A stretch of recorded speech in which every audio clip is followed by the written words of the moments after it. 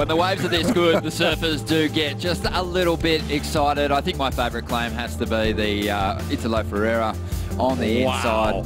Kelly's was pretty in your face. Drew. That was solid. I like the heart. Yeah.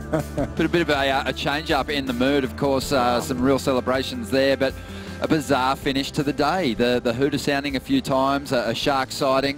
From all reports, it's been confirmed it was a mako. But a little further off the lineup, but we're not going to take any chances, obviously. Shaun Tomson joining us for the post-show, and Pete Mel, and an easy decision, Pete, from the Commissioner's office. Why would you? You know, you got to take safety first here. Makos, they're quick, one of the fastest sharks in the ocean. You saw it flip out in front right there, and it wasn't too far off of the surfers. Better safe than sorry. Send Mick out there, maybe. Swing a couple of punches at it. We know he can punch a few, right? He chased off a great white before. Well, let's talk about today, because it was one for the ages, Shaun. Some amazing rides went down, and a perfect heat. We don't see that too often. Yeah, it was absolutely fantastic. And also on, you know, it's such a day of celebration in this country because of Madiba Day, of Nelson Mandela Day. And Jordy had those two incredible 10s in one heat, an absolutely perfect heat. He said Madiba sent him those 2 10s, and it was such a celebration of the crowd on the beach to see the hometown favorite just surf an absolutely flawless perfect heat. And that second 10 that he got when he did that, stumbled into the barrel, pulled up, it wasn't intentional, but the positioning turned out to be absolutely perfect. Beautiful waves, and we were wondering when it was all going to come together for Jordy Smith, because he did kind of trip his way through the event up until this point. But, I mean, the free surfing sessions, he's looked really sharp, impeccable timing. Those big, powerful hits that he's able to unload on these long walls are going to score every time he hits the lineup. He just keeps having to... He's going to have to keep having to connect with these set waves. Well, I thought the variety that he exhibited here was just phenomenal. You know, he did those big layback cutbacks, that kind of stall, and then he does this massive freefall floater that is so risky, it's beyond risk.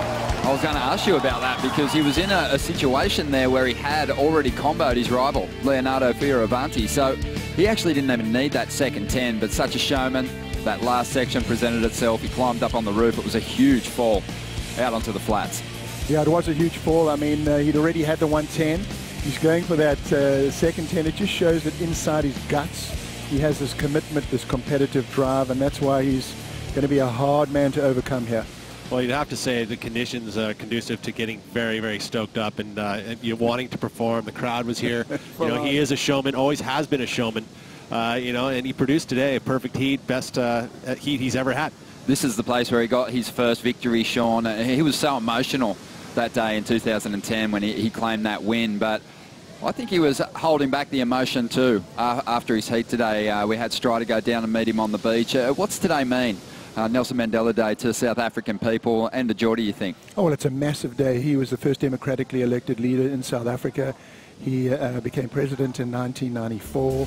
He was the guy that brought the country together. It was a divided country, blacks, whites, Indians, coloreds. He brought the entire country together. He exhibited leadership skills that are phenomenal. I mean, he's one of the greatest leaders of all time. So he's remembered in such a special way here in South Africa. And then to have Jordy have a two perfect 10s, and as a sportsman say, Madiba sent me these. It's just another unifying concept. I thought it was wonderful. Well, I was just going to say, I mean, Nelson Mandela, you know, it wasn't like he led the most beautiful life. I mean, he suffered, and yet he still was able to come out and join an entire country. So a great man.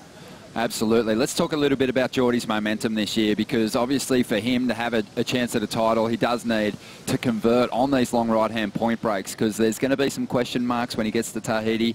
At Pipe, you know, he's had okay results, but this is an opportunity for him to collect a second victory this season, and so far so good. Yeah, it's a massive opportunity for Jordy here. He's going to be very, very tough to beat.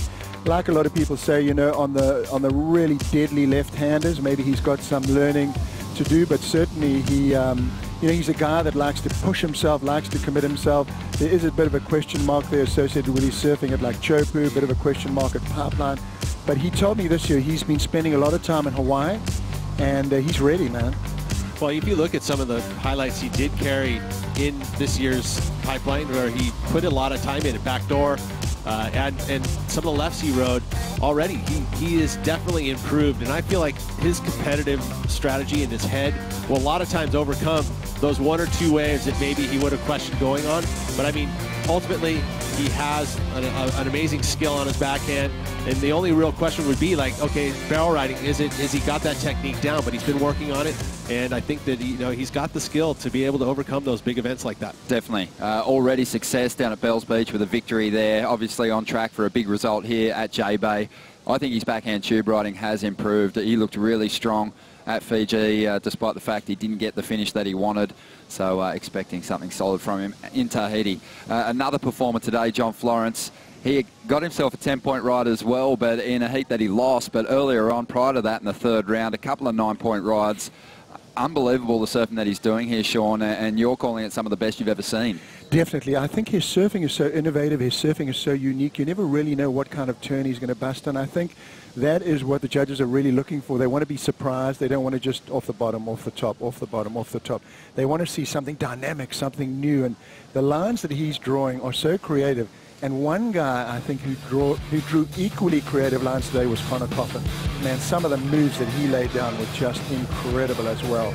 We might get a look at Connor later, but we're going back to the 1st round now. Have a look at how clean the conditions were. This is John Florence's run through to the 4th round. One of the things that I feel like John's strengths are is that he can mold his surfing to the conditions. I mean, when it's perfect and clean like that, you can't make mistakes, and he doesn't make mistakes. If it gets a little ruffled here and there, it gets a little bit raw, and he gets that unpredictability in the use of his turns and the type of turns he does. He changes it up. He doesn't really have that stock standard turn where you're like, oh yeah, that's that turn that he does all the time. I mean, it's a little bit different, just in the angle and the approach, the finish, the tweak in the body. He's got that kind of skate influence that he brings to surfing, and it's just so fun to watch because, again, it's very unpredictable. I like that word raw. It really describes what he does. And also Potts said he's got quiet arms, which is kind of an unusual description. And his arms are very sort of relaxed. The way he serves, he's got like I don't know whether it's a skateboard stance, but it's just a very unusual approach that he has. He's like loose and raw and gangly, and you just never know what's coming next. That's exactly what that skate influence is. It is quiet upper body, but I think for me personally, he's actually improved on that. There was a point when it was too quiet.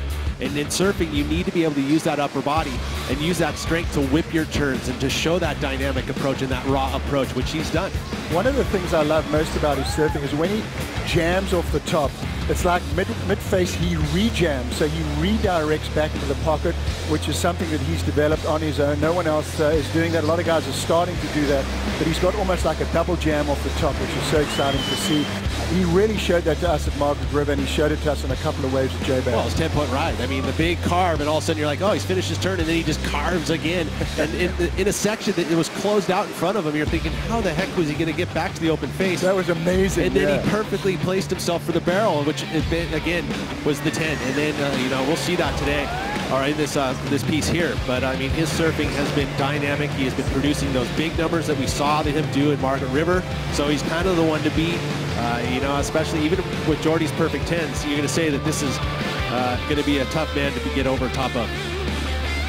I just loved the 10-point ride. I love John's ability, like Jordy, like Mick Fanning, to hold a line on a big steep wall like this all the way to the bottom of the wave. And as a result, it's kind of set him up better for the barrels than everyone else. He's sort of coming up under the lip a lot of the time with not a lot of, I guess, downtime on the ride. He's just straight up into the pocket. That was obviously a wave that just panned out beautifully for him, but the way he finished it was remarkable. What I love about his surfing, he's got the carve and he's got the jam. He's got the carve and then bang, he's got the jam. So it's so sort of exciting and dynamic, and he really uses those transitions from the carve to the jam so well, and it's so unique. It's like every time I watch him surf, I go, wow. You can't deny the barrel riding as well. That kind of mixed with it, right? Yeah, I mean, we just know that he's the best, one of the best barrel riders in the world. But mixed with those maneuvers, it's undeniable. Yeah, really holds the rail well and disengages the tail to mix it up, and constantly just puts so much into those moves, just so much power being unloaded in those turns. Who were some of the other performers for you? Julian Wilson looked sharp, Shaun? Julian Wilson looked really sharp. He got that great 10. Connor Coffin, I thought that he might be the first guy to get a 10 on pure carving.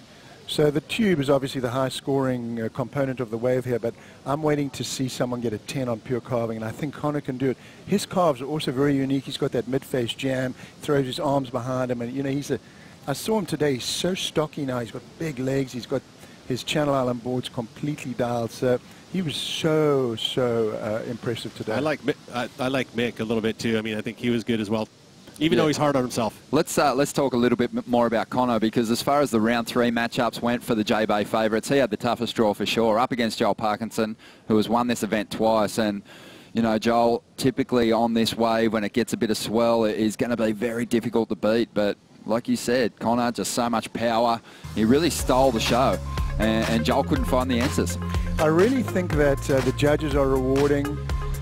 They've always rewarded carving surfing, and when these young guys now show a little bit of flair and show variety, especially on that mid-face jam, I mean, they rewarded so much high. Like, I mean, look at that creativity on that rail grab cutty off the top.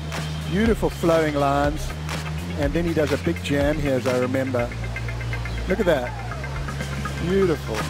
Well, I think the difference for me in this heat specifically against Joel was that you talk about transitions and coming in and out of maneuvers. Connor comes out with more speed. He's been able to kind of cut him short, but still complete the maneuver, but come out with a lot more speed. So again, it's pleasing to the eye as he carries that speed throughout the entire wave. Joel is just so silky smooth that he makes it look easy, and we've talked about that in the past. It's really pleasant to watch, but when you start looking at points of differences, and again, just the barrel is pretty helpful as well. Yeah, but this, after he comes out of this barrel, I think this is the best jam of the day.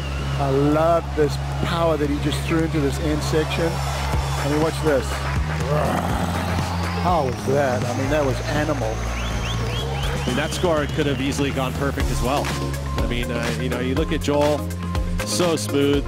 You know, he carries his speed well too, but it's a consistent speed. You know, and there's that little squirtiness that comes out of Connor Coffin, just a little point of difference. Yeah, he's got such power and such aggression and such commitment. It's that's what it's going to take to win out here. I mean, the guys have to like take it to the next level. If you were looking at those highlights too, though, Connor, you know, not so concerned with holding that rail through the bottom turn each time. There was a bit of double pumping, but as a result, it allowed him to just get back up to the top of the wave, use that speed in the top turn rather than on the bottom. Joel, his pace was more even, but maybe washing off a bit more speed on the bottom. And then one more thing too is, you know, the wave choice. I think that Connor was on significantly bigger, better waves in that heat. You know, whereas Joel had to kind of come from behind a little bit choppier on the face, whereas, you know, Connor's were nice and smooth. All right, well, let's have a look at Julian Wilson's 10-point ride. We touched on it before. A pretty magic moment, finding a beautiful barrel. I guess the bummer for Julian on this wave was once he kicked out of the tube, he actually buckled his first choice board, and that's something that he's going to have to really focus hard on moving through the contest, because those magic boards, they're hard to come by. Yeah, and you look what he was able to bring back out in that next heat, and he had some stumbles throughout the end of that heat. He wasn't making the barrel, so maybe it is the board, but this board here looked just great. Yeah, that board had such flow. He was moving so fast, such beautiful defined lines. He's got such a strong upper body and strong legs that I'm surprised he hasn't done better on the tour, that he doesn't have a lot more wins under his belt, because he's such a superb surfer. So technically sound. I mean, we talk about his bottom turn. He compresses. He carries a lot of speed through he's able to time it perfectly because he sits off that bottom for so long that he gets that opportunity of that steep wall in front of him because he holds that speed. I really feel like the big results are coming for Julian, though. The way he's been washing off his losses this year, Shaun, you know, it's almost been a positive reaction in some scenarios when he's doing his post-heat interviews. He understands that sometimes it is out of your control, but the way he's surfing at the moment, he's looking like an event winner. You just gotta love, you know, these waves today. You know, we can keep talking about it, but it truly was a magical day today. I mean, these surfers came, you know, if you look at the entire day as a whole, we talked about this during our heats that, you know, the waves were here, but the performance levels were right there with, you know, the optimum conditions, and, you know, the sunshine as well, the winds were great. I mean, look at that barrel there. I mean, that's the perfect 10 for him. I mean, he even called it. Oh, that was amazing. When I saw that, I just went, yes. we are in the right place at the right time to watch the greatest guys in the world. Just like rip it. I was so stoked. One of the big challenges today was picking the right perfect wave to actually go on. One that had a nice pace to it, so you could really get a good rhythm going with those big turns. And Julian found it on that wave, and the barrel had to be the best tube we've seen so far. That little run, that little skittle over the foam ball was pretty remarkable. Yeah, there's 8, like in an 8-wave set. Well, which wave am I going to take? It gets kind of confusing. And also, it seemed like the mid-range size waves were the best ones. Those were the ones that really came in on the bank, the ones that doubled up and gave the guys a bit of an opportunity to really hit those turns off the corner as opposed to the flat, big waves. On the outside, yeah. So many good performances today, and it was just interesting watching those world title front runners just chase each other down. Matt Wilkinson, obviously, in the bottom half of the draw, in those last heats in round 3 and round 4, he's having to watch his title contenders, fellow rivals, move through the draw ahead of him. So the pressure was building. I thought he did really well in the 3rd round. He looked like he had his best heat yet. Yeah, I thought he did great because, like you say, he was in the last heat, so kind of the pressure was building on him. I thought his turns and his timing were impeccable. He managed to kind of come around the corner and go straight up and do those big vertical almost like a blowtail turn back into the face of the wave, which he does so well. But you've got to have such great timing to do that here, and it's really only been him and Owen Wright that can really sort of, they have a very similar type of approach, kind of wider stance. Really, I thought, people say, oh, Occy, but before Occy there was a guy called Wayne Lynch, and it just reminded me of the Wayne Lynch style. Well, it's like the arc is coming off the middle of the board rather than off the tail. Exactly. I mean, and they're turning off the whole rail. Exactly. It's a little bit different look, and it's rounder. And, you know, again, hold speed well. So nice work by both those guys. Old school. When I say old school, it's really old school style, and it just looks so wonderful. Those huge searing bottom turns with those wide stances, and then just what they do off the lip is incredible. Yeah, I like that little kind of tweak on the tail that Matt has in his backhand arc as well. I mean, the money turn for him is the backhand snap where the fins pop out. When it gets upside down, and that, I mean, of course, the backhand carve, he kind of accelerates out of that maneuver. There was a couple times he did that. There was one wave he actually looked like he was upside down. Yeah. I thought it was impossible for him to make it, and he pulled it off. So really dynamic surfing from him, and shows why he's the front runner. Easy decision to charge on into the 4th round, obviously, and the first heat, it was a big one, an all goofy-footed affair. In fact, the goofies are kind of on fire here at the moment. There were 7 in the 3rd round. I think 5 of them made it through, or 4 of them made it through, to round 4. Yeah, they're in that kind of, a lot of them were in the top half of that draw.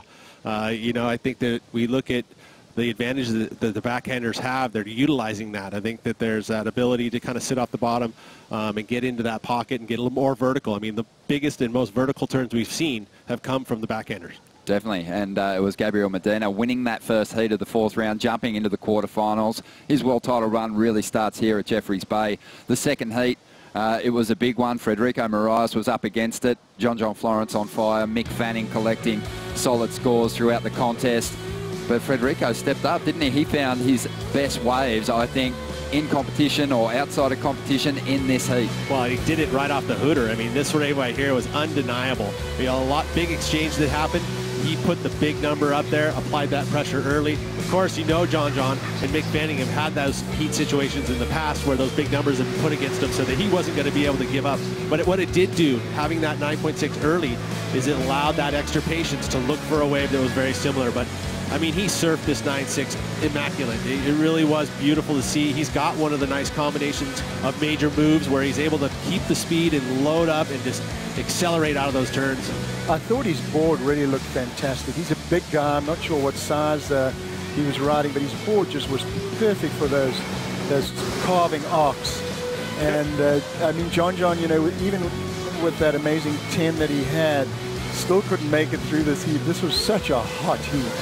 Well, that board he's riding is a short board design. It's very similar to what he rides pretty much all around on tour. So he really hasn't made major adjustments in his equipment. It's a squash tail, a lot of pintails in, you know, in most of these guys' quivers, but not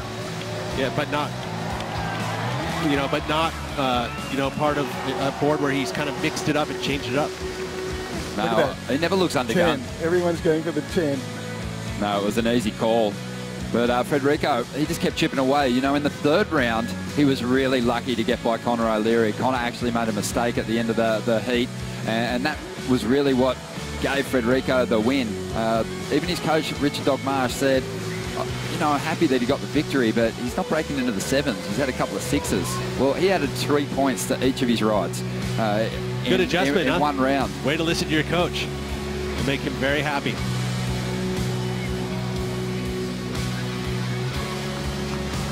Pretty impressive tube riding there. Mick Fanning also had a mid-range 9 in that heat, and no one was out of it coming into the final stages. His mix effort, loved the way he held that rail. He went up to a bigger board, Pete, slightly bigger, a step up, and he blitzed this ride and also had a bit of a shot at some of his buddies on the championship tour who were throwing 10 points to the judges, and he threw a 7 up at the panel at the end of this one. That judge, he doesn't know. He could end up getting a 9 on that ride, but I mean, that's what I was going to say. Mick looked really good today.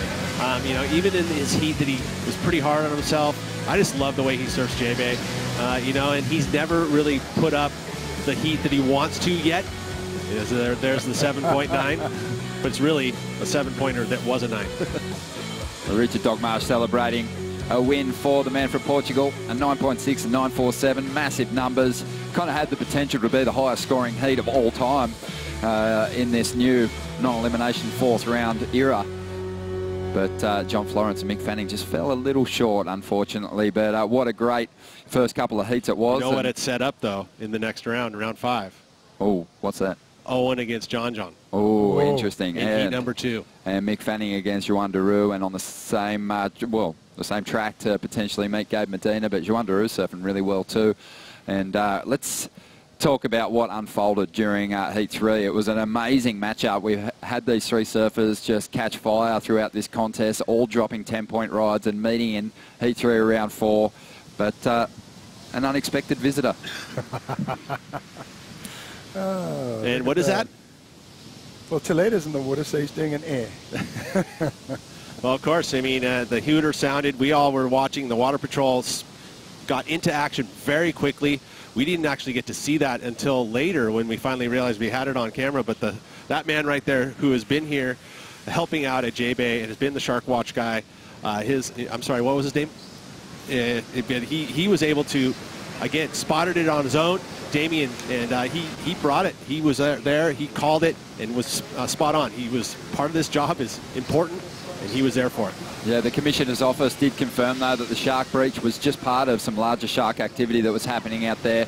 And per protocol, they activated the response team. They called the heat off, and the decision was easy. We're really mowing through this event, and there's no reason to force it and send that heat out to be completed and also run the 4th heat. The forecast still looking pretty sharp, Pete. Yeah, I know you're watching it always. I can't help it. I mean, it is. It's going to be good tomorrow. It's going to be good on Thursday. Another swell kind of comes up. So there's like 3 possibility of the next 3 days that we're going to have some good conditions. You know, this kind of pulse will probably back off a little bit. But again, Thursday, back up again. So it's interesting. Tomorrow they're going to have to decide what are they going to do. Are they going to rerun the heat and start it from the beginning, or are they going to restart with, I think it was like 7 or 8 minutes left. So that's a decision that Richie Porter, head judge, I think is going to make. Wow, look at that. That's the second pulse. And that's it's a beast, right? And it kind of slides underneath us, so that's good. That's going to give us a little bit of extra interval. Some of the folks here are saying that it's probably going to be almost too big. We see those wash through sets, but let's challenge these guys. Let's put themselves out there in some solid, waves. Either way, I think there's a lot of possibilities. We're not like going to see the swell drop off on us and we're going to be stuck surfing head-high surf. It looks pumping. Awesome. Let's wrap this thing up and get out there, boys. What do you reckon? I'm out there. Can't wait. No, I'm surprised you're not in your wetsuit right now, Shaun. It's going to be an epic finish to a memorable contest, and we do have amazing matchups already established in the top half of the draw. We've still got to work out what's going on down the bottom there. Let's bring up the heat draw so far and find out what's to come, because I can't wait to see what unfolds with Heat 3 of round 4. I hope they do just pick up the pace with the scores on the board that were already logged. That seems like the fair thing to do. Why not? Why not? But I mean, again, I jumped the gun by announcing this heat, but that one right there is major title implications. You've got second and tied for third, Owen Wright, John Florence. That is a huge heat for round 5. That is a huge heat, definitely. But I'm hoping that they restart. I want to watch those guys do battle again. So, yeah, I mean, and probably in pretty neat conditions. I mean, it got a little wild out there today with all that wind, but in the mornings, it could be nice and smooth. One word to sum up today's action, Shaun, from you. Unbelievable. Pete? Godsmacked. Gobsmacked. I'm going to say mind-blowing. That might be 2. Hyphenated, it's 1. We'll go with that. But we'll be here bright and early to make the call. A good chance we'll be getting competition back underway at the Corona Open Jbay.